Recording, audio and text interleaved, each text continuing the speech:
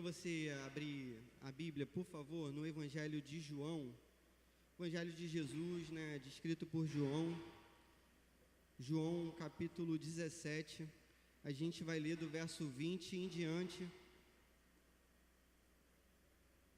João 17.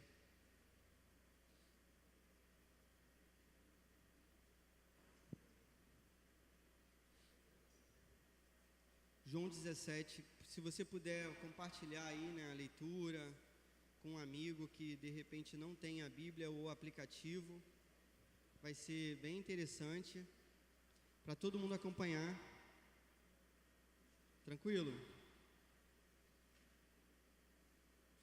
Quando você vai achando aí, eu vou dizer algumas questões. Essa semana eu tenho conversado muito sobre a prova do Enem e com algumas pessoas, a expectativa delas, né, sobre a prova.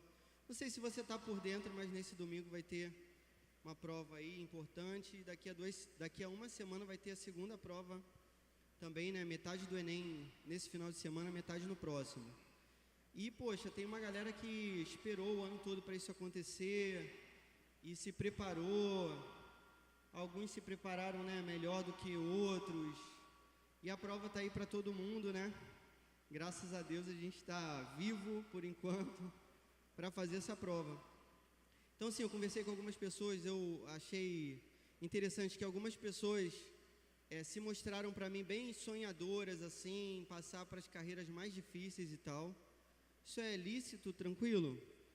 E ao mesmo tempo eu vi umas pessoas bem realistas, talvez até pessimistas mesmo, falando para mim assim: poxa, eu não vou passar esse ano que vem eu vou estudar contigo de novo. Já me avisando que não vai passar, nem fez a prova ainda. Eu acho que não tem que ser assim o nosso coração. Mas aí, na parte do realismo mesmo, eu ouvi algumas pessoas dizendo que, poxa, estavam tentando a prova e de repente se tirassem uma nota assim, iam tentar a carreira muito difícil, e uma nota assim, né, mais para baixo, iam tentar uma carreira mais fácil. Eu acho que também a gente não deve criar falsas expectativas, a gente tem que, né, saber qual é a realidade, aquilo que a gente se dedicou, obviamente colocar isso diante de Deus e encarar as coisas com realidade. A gente vai ler um texto que Jesus vai fazer uma oração por quem está aqui nessa noite.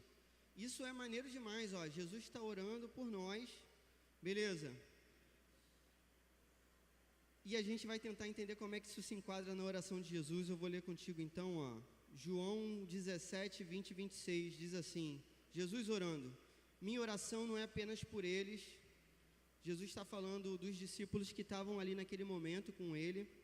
Aí ele continua, ó, rogo também por aqueles que crerão em mim, por meio da mensagem deles, para que todos sejam um, Pai, como tu estás em mim e eu em ti, que eles também estejam em nós, para que o mundo creia que tu me enviaste.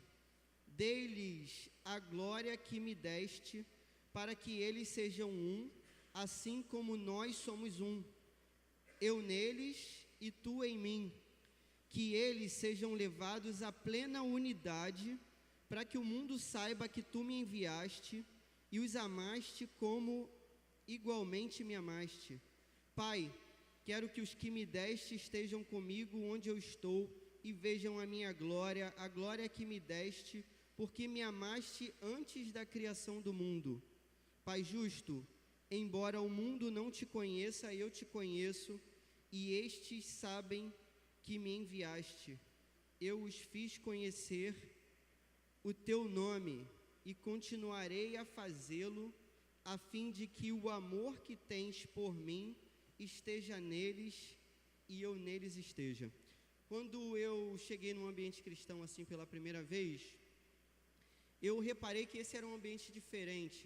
Aqui na igreja mesmo oceânica, eu já era cristão, tal, cheguei aqui, reparei também que esse era um ambiente diferente. E assim, eu reparei que existia alguma coisa que unia aquelas pessoas ali, mas era alguma coisa difícil de traduzir, mas era alguma coisa completamente especial. Por exemplo, a gente poderia estar unido aqui por um time de futebol, Então todo mundo torcendo pelo mesmo time, né? Se possível pelo Flamengo. E de repente a gente nessa paixão pelo time de futebol, a gente estivesse junto aqui, torcendo junto, gritando, cantando músicas. E muitas vezes eu vejo lá a torcida do Flamengo cantando tão forte quanto a gente canta, né? Aqui nos cultos. Uma vez Fabrício já comparou assim, né? Torcida cantando lá, a galera cantando aqui na igreja, cantando com vontade. E aí eu reparei que existia alguma coisa diferente. Assim, diferente da torcida de futebol, diferente de um clube, diferente de um lugar que os amigos se encontram, diferente da escola. Aqui é diferente de tudo. Aqui tem a presença de Deus, beleza? Mas tem alguma coisa a mais que seja diferente. A Bíblia vai trazer um nome para aquilo que nos une. A gente é unido pelo amor, certamente, mas há um sentido de comunhão nessa reunião que está aqui, entende? A gente, apesar de ser um grupo relativamente grande ou pequeno, dependendo da perspectiva, a gente é um só coração, uma só alma. É isso que a Bíblia tenta dizer. A Bíblia traz uma palavra que é uma palavra nova, que se chama assim, em grego se chama koinonia, que é esse tipo de junção, que não é a mesma do time de futebol, não é a mesma do clube, não é a mesma de muitos interesses, não é a mesma da empresa, da faculdade, da escola, dos amigos de modo geral. Existe um amor diferente no nosso meio, beleza? Existe uma comunhão diferente no nosso meio. Por exemplo, essa comunhão e esse amor diferenciados estariam traduzidos em Atos 2. Abre aí comigo, ó. Hoje a gente vai ler tanto o texto quanto a prova do Enem. Atos 2, principalmente a prova de ciências humanas, que é agora. Cheia de texto, só texto marxista na prova. Beleza. Atos 2, 42. Olha só o que diz. Eles se dedicavam ao ensino dos apóstolos e à comunhão. Essa palavra comunhão aí, que é a palavra koinonia, beleza? Aí, o que é essa comunhão? Olha só, é se dedicar ao ensino dos apóstolos, ao partir do pão e às orações. Então, aqui tem uma parada diferente. A gente compartilha daquilo que a gente come, ou deveria compartilhar, e a gente compartilha das orações, ou deveria compartilhar, beleza? Todos estavam cheios de temor, e muitas maravilhas e sinais eram feitos pelos apóstolos. Os que criam mantinham-se unidos e tinham tudo em comum.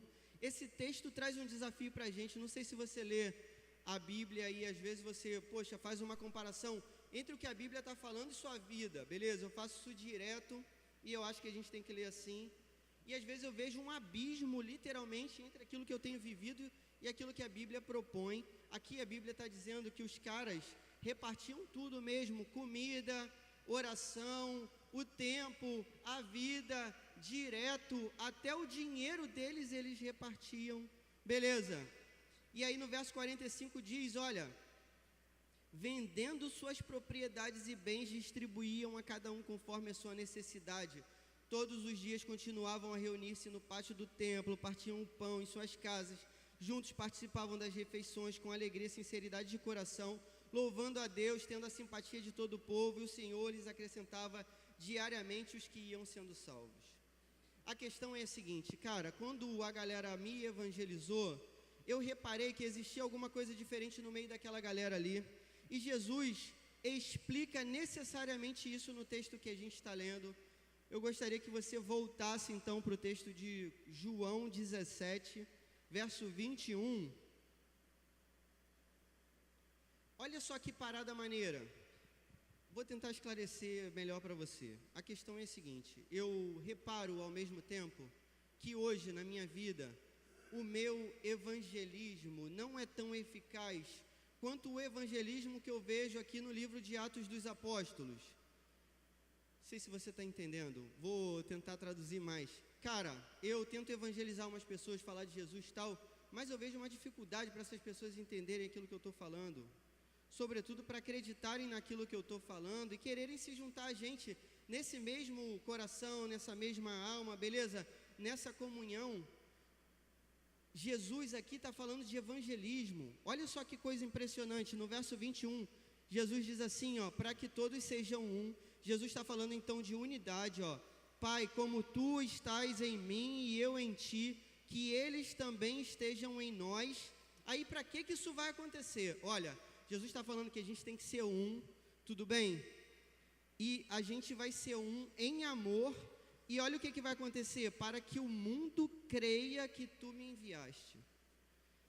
Quando a gente vive essa unidade, que é uma unidade totalmente diferente de qualquer ajuntamento de pessoas, quando a gente vive isso de modo espiritual, quando a gente vive o amor que Jesus fala que a gente tem que viver, e a gente percebe que isso nasceu no nosso coração, a partir do momento que o Espírito Santo tocou no nosso coração, o mundo crê.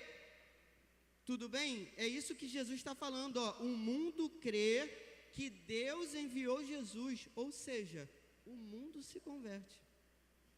Talvez a grande dificuldade do nosso evangelismo não seja responder as questões mais difíceis da vida, beleza? Talvez a grande dificuldade do nosso evangelismo não seja a falta de oração, pode ser também, tudo certo? Mas talvez não seja a falta de oração, talvez não seja a falta da pregação da palavra, talvez seja o fato de que Jesus relaciona a eficácia do evangelismo a uma comunidade que vive em amor comum. Consegue compreender? Tradução: se você não vive em unidade de coração e de alma, em amor com os seus irmãos, ninguém vai acreditar que essa parada aqui é de verdade. Eu falei sobre realidade, realismo, tal. Não sei se você está entendendo. Poxa, as pessoas vêm para cá esperando algo diferente. É claro que ninguém é perfeito, poxa, ninguém é perfeito. Mas as pessoas esperam que a gente se trate, a gente se ame de um modo completamente diferente daquilo que é apresentado lá fora. Se isso acontecer, as pessoas vão se converter. Esse texto fala que o amor, representado pelas nossas atitudes, pela união da igreja, pela comunhão em Jesus Cristo, o amor vai fazer o mundo se converter e nosso evangelismo vai ser eficaz então. E talvez não seja porque isso não acontece. Cara, tem 4 textos que eu acho maravilhosos que falam sobre amor. Beleza. Tem um primeiro texto que é o seguinte: Jesus está no meio dos discípulos, aí os discípulos começam a perguntar assim: quem é o maior entre a gente? Poxa, quando tiveres no teu reino, que um sente à direita e outro à esquerda. Os caras estavam querendo ver quem era mais importante, junto com Jesus. Você está prestando atenção no que eu estou falando? Pô, beleza, disputando quem era mais importante. Aí Jesus fala assim: olha, quem é o maior entre vocês? Cara, entre vocês a coisa é diferente. Entre vocês o maior é aquele que é o menor na verdade, aquele que serve. Eu sou o Senhor e venho servir. Jesus coloca uma toalha na cintura e lava os pés dos apóstolos, o que um escravo faria com os seus senhores. Jesus se coloca na posição de servo sofredor e escravo e traz um exemplo para a gente de vida, para aquilo que a gente tem que viver. Ou seja, o tratamento que a gente tem que ter entre a gente é assim: quem está do seu lado, você considera como maior que você. Beleza? Ao mesmo tempo, Jesus diz para a gente num outro texto que ele vai apresentar para a gente um novo mandamento. Cara, tem 10 mandamentos, é muito difícil seguir os 10 mandamentos. Beleza, a Bíblia diz que ninguém seguiu os 10 mandamentos, só para te esclarecer. Mas Jesus apresenta um 11º, e o 11º parece ser mais difícil do que todos os outros. Jesus diz assim: olha, vocês têm que se amar como eu amei vocês. Beleza? E assim, olha o que Jesus diz: assim vocês serão reconhecidos como meus discípulos, se vocês se amarem uns aos outros como eu amei vocês. Ou seja, a gente vai ser reconhecido como discípulo de Jesus se esse amor estiver aqui com a gente. Tranquilo? Se a gente abrir aqui na Bíblia o livro da primeira carta aos Coríntios, abre aí comigo, por favor, no ritmo do Enem mesmo. Primeira carta aos Coríntios, capítulo 13. a gente vai tentar entender o que é esse amor que Jesus apresenta para a gente. Beleza? Você está entendendo qual é a perspectiva? Eu não estou te enrolando, eu não estou lendo textos avulsos, eu estou querendo que a gente entenda o seguinte: cara, se a gente viver esse amor, essa parada aqui vai fluir como tem que fluir no reino de Deus. Essa parada aqui vai fluir como no livro de Atos dos Apóstolos. E a gente vai ver multidões se convertendo. Olha só, Coríntios 13. Passo agora a mostrar-lhes um caminho ainda mais excelente, ainda que eu fale a língua dos homens e dos anjos. Se não tiver amor, serei como sino que ressoa, ou como prato que retine. Vou pular, não era essa parte que eu tinha que ler, não. Olha só, verso 4. O amor é paciente, o amor é bondoso, não inveja, não se gloria, não se orgulha, não maltrata, não procura seus interesses, não se ira facilmente, não guarda rancor. O amor não se alegra com a injustiça, mas se alegra com a verdade. Tudo sofre, tudo crê, tudo espera, tudo suporta. O amor nunca perece, ou seja, nunca acaba. Mas as profecias desaparecerão, as línguas cessarão, o conhecimento passará. Pois em parte conhecemos, em parte profetizamos. Quando, porém, vier o que é perfeito, o que é imperfeito desaparecerá. Quando eu era menino, falava como menino, pensava como menino, raciocinava como menino. Quando me tornei homem, deixei para trás as coisas de menino. Agora, vemos apenas um reflexo obscuro como em espelho, mas então veremos face a face. Agora conheço em parte, então conhecerei plenamente, da mesma forma como sou plenamente conhecido. Assim permanecem agora estes três: a fé, a esperança, o amor. O maior deles, porém, é o amor. Amém? Jesus está falando, cara, que assim, o amor que a gente tem que viver é esse. É um amor que não tem ciúme um do outro, beleza? É um amor que não tem inveja um do outro. É um amor que não tem panelinha, tranquilo? É um amor que a gente vê o próximo e ama o próximo como a gente. Esse é o amor que Jesus nos apresenta. O que eu estou querendo dizer? Cara, se no nosso meio tiver, panelinha, se tiver ciúme, eu tenho ciúme da fulaninha, não fico no mesmo lugar que ela é uma menina bonita, igual a mim. Eu não sou menina não, estou dando exemplo. Então, não vou ficar no mesmo lugar que ela, na mesma festinha que ela. Cara, certamente não foi isso que Jesus te ensinou. E certamente essa parada está dando errada por conta desse tipo de atitude. A gente não se alegra com a injustiça, beleza? A gente olha para o que é nosso e acha que o que é nosso é também do cara que está do nosso lado. A gente aprendeu a dividir com Jesus, a gente aprendeu a amar como Jesus. E esse amor é totalmente diferente do consumismo que é apresentado para a gente, da rivalidade que é apresentada para a gente, da selfie que está lá na rede social. É totalmente diferente, não tem vaidade nessa parada. É isso que Jesus está apresentando para a gente. Uma vez chegam para Jesus e falam para ele assim: qual é o maior dos mandamentos? Jesus fala: ouve, ó Israel, o Senhor teu Deus é o único Deus, ama, pois, o Senhor teu Deus de todo o teu coração, força, alma, entendimento, e ama o teu próximo como a ti mesmo. Olha só, a gente tem que amar a Deus sobre todas as coisas, beleza? Mas o próximo, a gente tem que amar como a gente ama a gente. Alguém uma vez interpretou esse texto dizendo assim: quem tem baixa autoestima, beleza? Quem tem baixa autoestima, de repente, tem que se amar mais, tal. Não, Jesus está partindo do pressuposto que todo mundo se ama. A gente se ama. Na hora que a gente está com fome, a gente quer ser o primeiro a comer. Na hora que a gente está com sede, a gente quer ser o primeiro a beber. Na hora que sai a nota, a gente quer ser o primeiro lugar. Não é isso? A gente se ama. Isso é certo. Jesus está dando isso como certo. E Ele está dizendo assim: mas você tem que olhar para o lado e olhar para o cara que está do teu lado e amar esse cara como você se ama. Mas amar a Deus sobre todas as coisas. Então, ao mesmo tempo, em contrapartida, um elo coesivo para você usar na redação do Enem. Em contrapartida,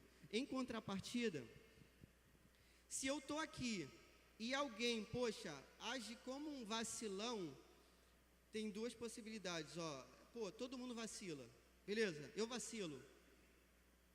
mas eu já fui um vacilão, até eu me converter. Não sei se você entendeu. Uma coisa é você vacilar, outra coisa é você ser um vacilão. Se alguém aqui age como um vacilão, um cara que faz bullying, beleza, o cara tá aqui, pode estar com a camisa, não tem camisa up, né? Vou ter que falar do Gol, tá com a camisa do Gol. Espero que ninguém esteja com a camisa do Gol agora, né? Vou até pesquisar. Se o cara tá aqui com a camisa do Gol, ou da Igreja Oceânica, mas o cara faz bullying, o cara zoa todo mundo mesmo, beleza, o cara cria grupinho, panelinha, exclui. Cara, esse cara é ser humano. Eu tenho que amar a Deus sobre todas as coisas. Se eu me decepcionar com Jesus por causa de um cara, isso é idolatria.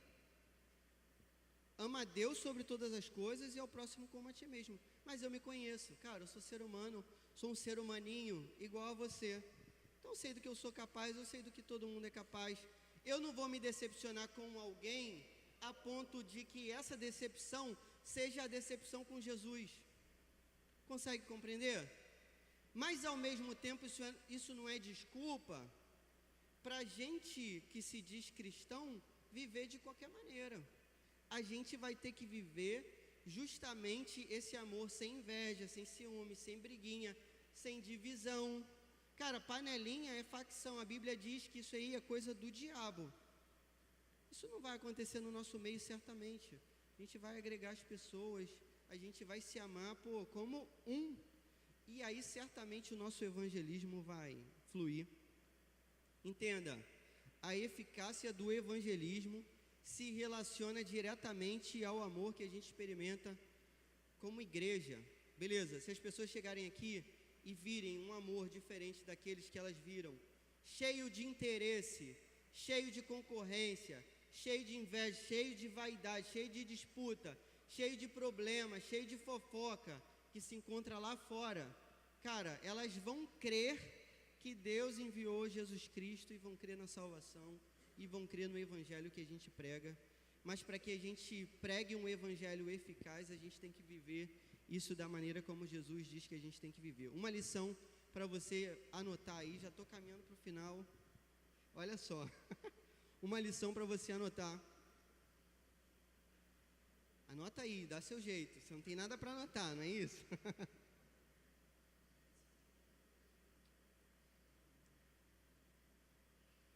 Não tem onde anotar, abre o WhatsApp, me procura e manda para mim, para eu ter certeza que você anotou, né?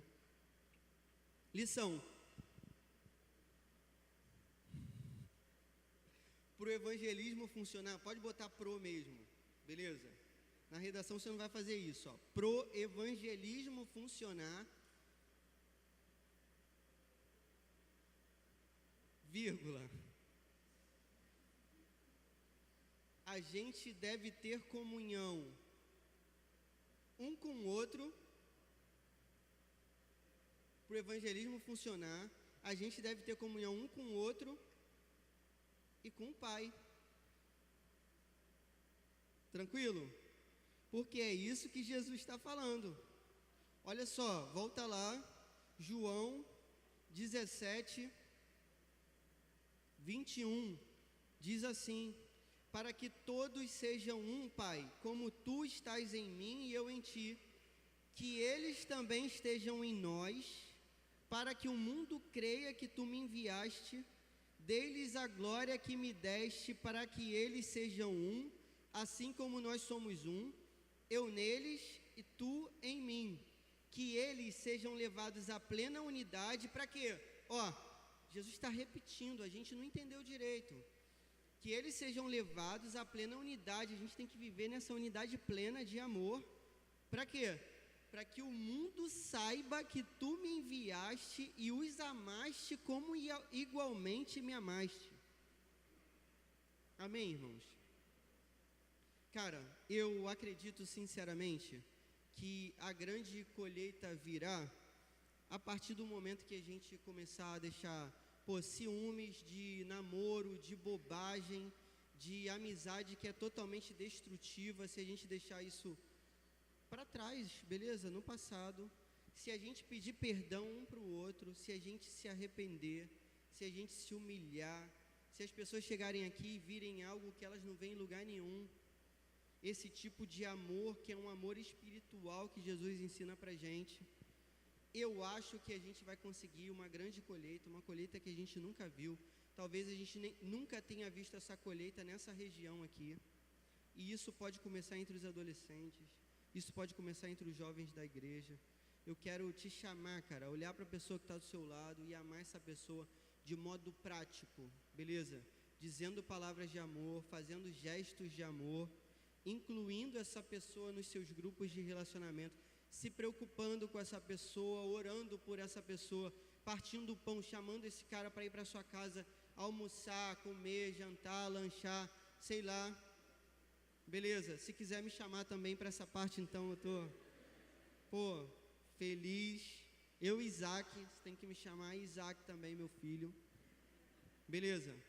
E aí, cara, eu acho que a galera vai chegar aqui e vai dizer, poxa, tem alguma coisa aqui diferente.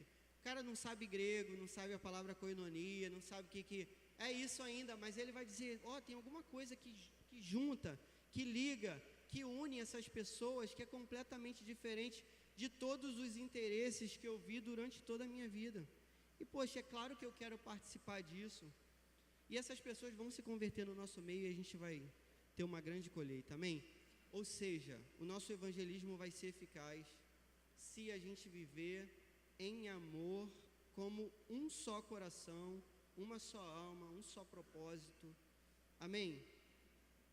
Se a gente só pregar, se a gente só orar, poxa, não vai acontecer. Vamos orar? Senhor, muito obrigado, Pai, pela sua palavra, a gente te louva, o Senhor é um Deus maravilhoso, Pai, aplique essa palavra no nosso coração, que a gente viva realmente em amor, Pai, que a gente ame ao Pai, a Ti, em primeiro lugar, de todo o coração, força, alma e entendimento, mas que a gente possa amar o nosso próximo, que todas as barreiras se desfaçam no nosso meio, Pai, toda inveja, toda intriga, toda fofoca, toda briga, toda birra, todo rancor, Pai, em nome de Jesus, só o Seu Espírito Santo pode fazer isso no nosso meio, em nome de Jesus, Pai, trata os nossos corações, faz a gente se arrepender diante da Tua vontade, Pai, diante do Teu altar, que antes da gente entregar a nossa oferta, que a gente peça perdão, Pai, em nome de Jesus, para o Senhor aceitar a nossa oferta, que antes da gente evangelizar, a gente peça perdão, Senhor, em nome de Jesus, para o Senhor tocar nos corações, Pai, que as pessoas que cheguem aqui, Pai, sejam capazes de perdoar a gente por todas as vezes que foram excluídas, ofendidas, Pai, em nome de Jesus. Se isso aconteceu no nosso meio, que nunca mais aconteça, Pai, em nome de Jesus, que a gente viva a Tua verdade, o Teu amor, Pai, em nome de Jesus, Pai, em nome de Jesus, amém.